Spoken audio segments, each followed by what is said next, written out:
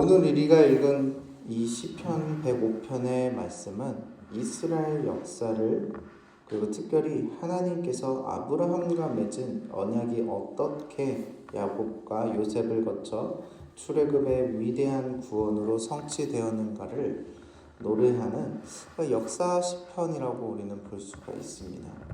오늘 본문인 23절부터 45절까지는 이스라엘 백성이 애굽에 내려가 고난을 겪던 시절부터 하나님의 놀라운 기적으로 애굽을 탈출하고 광야의 보호하심을 거쳐 마침내 그 약속의 땅에 들어간다라는 것을 이것을 좀 파노라마처럼 보여주고 있다라는 것이죠.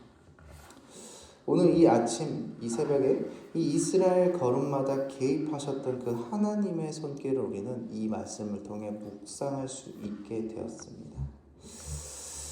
23절과 25절을 보면 이스라엘 애굽에 거류하며 심히 번성하게 됩니다. 그러자 이 애굽 사람들의 마음이 변하여서 하나님의 백성을 미워하고 속임수로 핍박하기 시작합니다.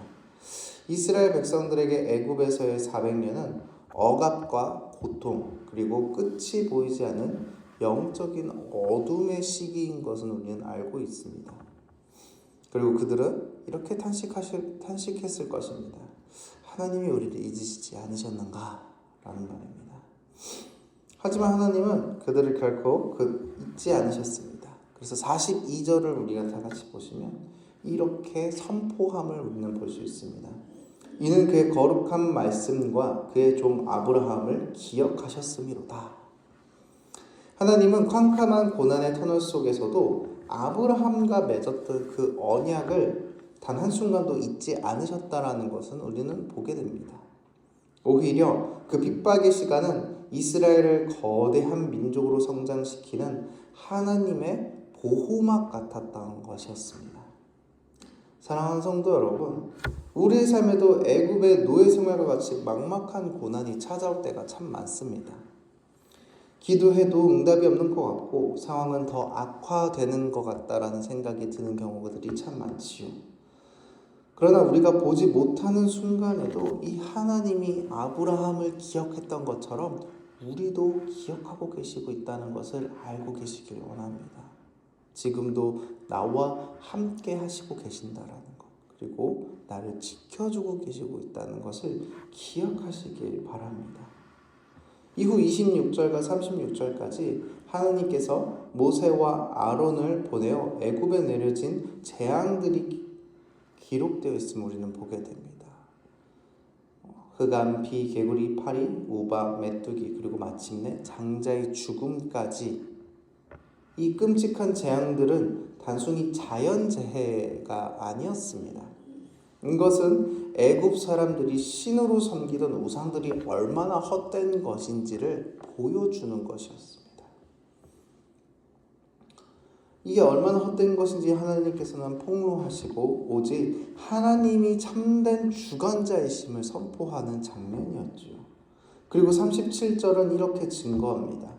마침내 그들을 인도하여 은금을 가지고 나오게 하시니 그의 지파 중에 비틀거리는 자가 하나도 없었도다. 가장 비참한 사람이 누굽니까? 이 시대 노예였습니다.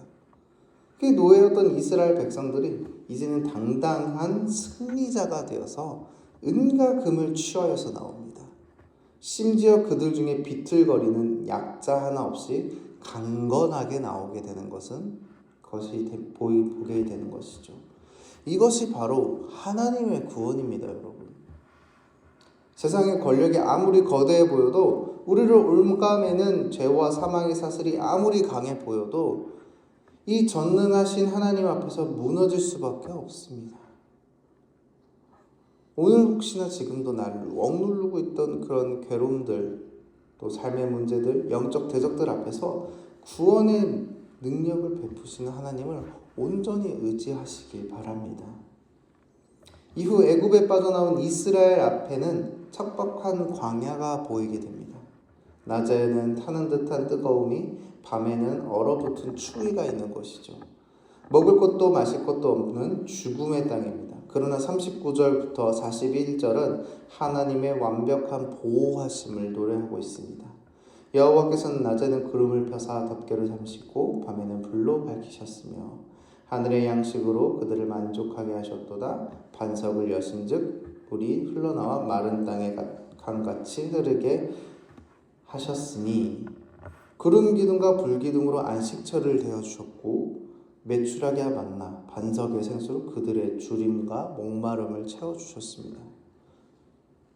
우리의 인생도 이런 광야와 같습니다. 그러나 내 힘으로 하루 온전히 살 수는 없지만 하나님이 함께 하시는 자들은 언제나 하나님께서 매일 우리에게 만나를 주시고 그리고 이 구름 기둥과 불 기둥으로 지켜주신다라는 겁니다. 우리는 매일 그런 하나님을 의지해야 된다라는 것은 이 시편에서 말하고 있는 것입니다. 하나님은 그런 분이시다. 우리에게 일용할 양식을 넉넉하게 채워주시는 분이시다 라고 믿고 나아가야 한다라고 이 시편 말씀을 말하고 있는 것이죠. 이후 오늘 시편의 결론인 44절과 45절을 우리는 보게 됩니다. 여러 나라의 땅을 그들에게 주시며 이는 그들이 그의 율례를 지키고 그의 율법을 따르게 하려 하심이로다. 할렐루야. 하나님께서 이스라엘을 애굽에게 구원하시고 약속의 땅을 주신 이유는 그저 육신적으로 잘 먹고 잘 살기 위해서 주신 것이 아닙니다. 바로 하나님 말씀, 그분의 율례와 율법을 지키며 살아가는 거룩한 하나님 나라의 백성을 세우기 위해서 하나님께서 그렇게 하셨다라는 겁니다. 우리도 마찬가지입니다. 예수 그리스도의 보혈로 우리를 죄와 사망에서 구원해 주신 이유는 이제는 내 마음대로 세상의 풍조대로 사는 것이 아니라 하나님 말씀에 순종하며 하나님의 영광을 드러내는 삶을 살게 하려 하신다라는 것입니다. 구원의 은혜를 아는 자의 마땅한 반응은 바로 순종이라는 것이지요. 사랑하는 성도 여러분, 오늘 시편 105편에 나온 하나님은 어떤 분이십니까? 언약을 반드시 기억하는 분이시고 당신의 백성을 구원하시는 분이시고 광야 같은 세상에서 풍성하게 채우시는 분이심을 기억하시길 바랍니다. 그래서 우리의 기도가 그렇게 변했으면 좋겠습니다. 지금 내 삶의 고난 속에서 나를 향한 구원의 계획을 이뤄가심을 믿습니다. 오늘 하루 광야 같은 세상에서 날아갈 때 나를 구름 기둥과 불 기둥으로 보호하시고 또 내 육과 영을 채워주시옵소서라고 기도하시기 바랍니다. 또 무엇보다 나를 구원하신 그 큰 은혜를 감사하며 하나님의 말씀에 철저히 순종하는 하나님의 백성이 되기 원합니다 라고 기도하시는 우리 귀한 당상동교회 성도님들 되시기를 간절히 축원합니다. 기도하겠습니다. 사랑과 은혜가 많으신 하나님 아버지, 오늘 시편 105편을 바라봅니다. 오늘의 이 말씀처럼 하나님께서는 우리의 삶의 고난 속에서 나를 향한 구원의 계획을 이루어가심을 바라봅니다. 하나님, 우리를 붙잡아 주시고 그 구원의 계획을 계속 행하시길 원하오니 주님 행하여 주시옵소서. 또 우리가 광야 같은 세상으로 나아갑니다. 그럴 때마다 우리의 목숨을 지켜주시고 우리를 구름 기둥과 불 기둥으로 언제와 함께 하시며 언제나 그 만나와 메추라기를 주셨던 것처럼 우리에게 일용할 양식과 우리에게 언제나 그 크신 은혜로 베풀어 주신 그 하나님을 바라보니 주님 베풀어 주시옵소서.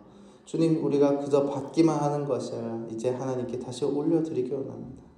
하나님, 우리가 내 육과 영을 채우시고 나를 지켜주신 하나님을 바라보며 그저 내 마음대로 내 육정대로 살아가는 것이 아닌 이제 하나님의 백성으로서 하나님의 말씀을 믿고 따르며 하나님의 은혜 가운데 살아가도록 노력하는 귀한 우리 당상동교회 성도님들 되게 하여 주시옵소서. 언제나 주님만을 바라보며 의지합니다.